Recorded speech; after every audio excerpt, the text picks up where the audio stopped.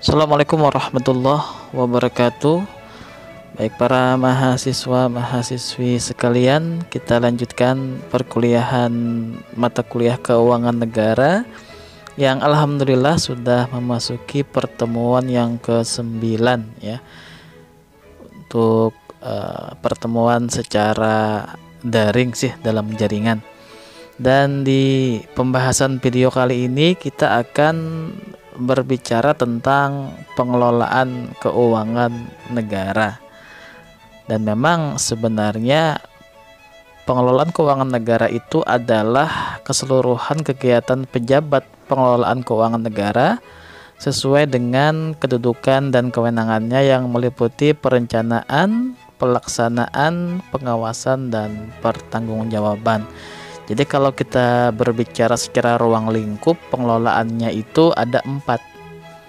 Diawali dengan perencanaan keuangan negara terlebih dahulu, di mana di sini ada semacam RUU APBN yang akan berjalan untuk tahun anggaran tersebut, di mana ada kesepakatan antara legislatif dan eksekutif dalam merancang sebuah anggaran berwujud RUU APBN. Kemudian nanti jikalau sudah ada kesepakatan akan disahkan menjadi undang-undang APBN di tahun yang berjalan. Nah, disitulah yang menjadi titik poin penting, kira-kira anggaran untuk tahun ini akan dikemanakan. Nah, setelah ada rancangan anggarannya baru dilaksanakan. Nah, dalam pelaksanaan keuangan negara, memang sistem pemerintahan NKRI ini berdasarkan Undang-Undang Dasar 45 menempatkan presiden sebagai penyelenggara pemerintahan negara. Jadi kekuasaan penyelenggaraan negara itu meliputi kekuasaan pengelolaan keuangan negara, yaitu otorisasi dan ordonasi serta kebendaharawanan, seperti yang saya jelaskan di video-video sebelumnya ya. Dalam pelaksanaan seperti yang kita ketahui bahwa Menteri Keuangan itu adalah bendahara umum. Jadi jikalau bendahara umum negara memberikan persetujuan, berarti menteri atau pimpinan lembaga non-kementerian dan pimpinan lembaga negara selaku pengguna anggaran negara dapat membuka rekening untuk keperluan pelaksanaan tersebut di lingkungannya. Tentunya untuk pelaksanaan keuangan negara itu harus diawasi. Kenapa harus diawasi? Agar tujuan utama dalam hal pelaksanaan atau mungkin penggunaan uang negara sesuai dengan apa yang sudah direncanakan, apakah sesuai dengan rencana anggaran atau tidak. Kemudian juga bagaimana prosesnya dalam hal secara administrasi ya, apakah memang sesuai dengan prosedur atau tidak. Belum lagi dalam hal kegiatan-kegiatannya. Karena itu harus ada pengawasan keuangan negara yang di sini tujuannya agar tidak terjadi semacam penyimpangan dalam hal pelaksanaan keuangan negara, dan ini diawasi oleh BPK. Dan seperti anggaran, rancangan anggaran, bahwa setiap tahunnya itu harus ada pertanggungjawaban keuangan negara. Jadi jikalau prosedur pertanggungjawaban keuangan negara ini belum selesai dalam tahun anggaran berjalan, maka proses dalam rencana anggaran tahun berikutnya pasti akan tertunda karena masih ada permasalahan yang berhubungan dengan proses jalurnya pertanggungjawaban keuangan negara di tahun sebelumnya. Nah, jadi ini ruang lingkup yang berhubungan dengan pengelolaan keuangan negara, diawali dengan bagaimana perencanaannya, kemudian bagaimana pelaksanaannya, kemudian pengawasannya seperti apa, dan nanti di akhir-akhir tahun anggaran tentunya akan ada pertanggungjawaban keuangan negara. Adapun untuk pengelolaan piutang, utang negara itu bisa kita bagi 3 kategori dalam hal penjelasan. Yang pertama kita berbicara piutang negara dulu. Jadi piutang negara ini adalah jumlah uang yang wajib dibayar kepada pemerintah pusat. Jadi yang namanya pemerintah pusat itu bisa memberikan pinjaman atau hibah kepada pemerintah daerah atau BUMN atau BUMD sesuai dengan peraturan yang tercantum dalam anggaran negara. Sedangkan utang negara itu adalah jumlah uang yang wajib dibayar pemerintah pusat yang dapat dinilai dengan uang berdasarkan peraturan perundang-undangan yang berlaku, atau intinya hutang negara ini harus ada peraturan yang mendukung sebelum ada pelaksanaan hutang gitu. Karena sebenarnya ini pinjaman yang tentunya akan berefek kepada pengelolaan negara.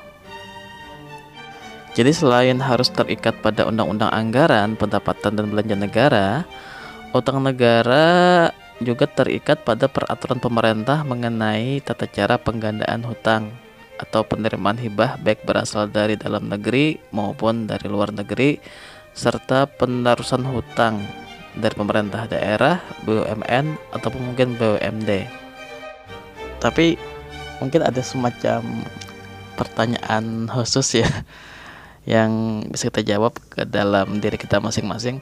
Kalau yang berhutang negara, mengapa gini ya, kalau yang berhutang itu pejabat negara, mengapa namanya bukan hutang pejabat tapi hutang negara gitu yang ditanggung oleh kita semua? Nah, itu anehnya ya.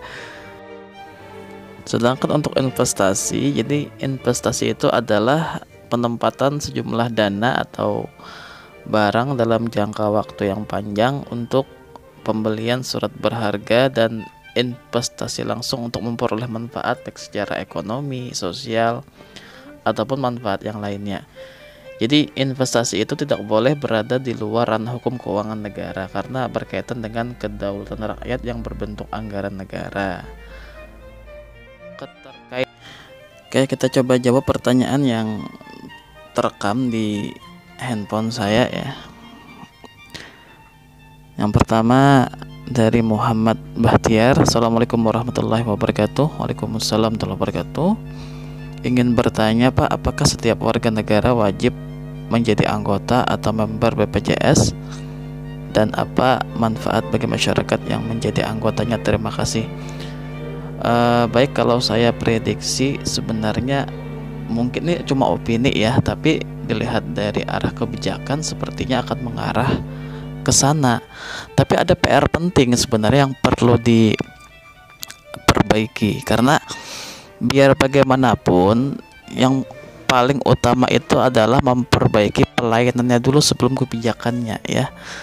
Ya, kita bisa melihat sisi manfaat dari BPJS, tapi juga kita nggak bisa juga memungkiri ada juga sisi-sisi yang tidak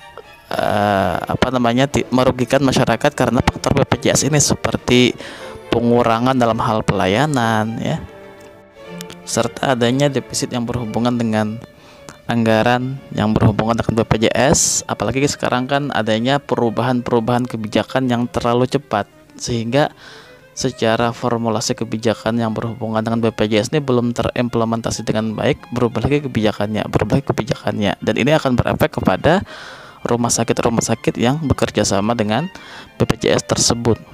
Jadi kita lihat ke depannya nanti apakah akan mengarah ke sana atau tidak ya, karena yang BPJS ini masih banyak sekali yang perlu diperbaiki sebenarnya. Oke, selanjutnya, Assalamualaikum warahmatullahi wabarakatuh. Waalaikumsalam warahmatullahi wabarakatuh. Dari Muhammad Naufal Gani, izin bertanya Pak, untuk wisatawan asing yang masuk ke dalam negara itu apakah termasuk dalam penerimaan keuangan negara? Termasuk ya, kalau kita berbicara pemasukan yang berhubungan dengan wisatawan, di sana ada yang namanya retribusi ya. Namun juga yang berhubungan dengan wisatawan bukan cuma untuk keuangan negara, itu juga merupakan sebuah kontribusi yang sangat positif bagi GDP ya, atau Gross Domestic Product. Kemudian juga dengan datangnya wisatawan itu juga menjadi roda perputaran ekonomi di lingkungan tempat wisata tersebut ya. Namun jika kita lihat dari aspek penerimaan keuangan negara, bisa dari sumber devisa atau ketika dia masuk ke dalam tempat wisata itu akan ada yang namanya retribusi. Seperti itu ya, Muhammad Naufal Gani. Baik, jadi itu mungkin untuk materi hari ini yang berhubungan dengan pengelolaan keuangan negara. Insya Allah kita lanjutkan di video-video selanjutnya ya. Akhir kata, assalamualaikum warahmatullahi wabarakatuh.